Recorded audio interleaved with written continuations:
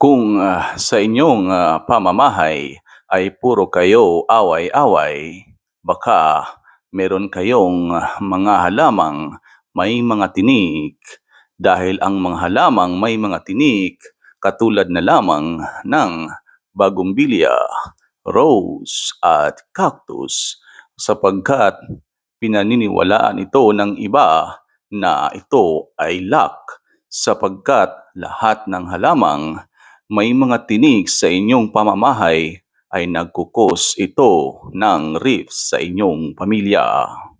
Kaya ngayon pa lang ay tanggalin nyo na dahil yan ang sanhi ng inyong away-away. Ako si Crudo Gahig-o ang nagbabalita at nag-i-inform sa inyo ng kaalaman dahil lamang ang may alam.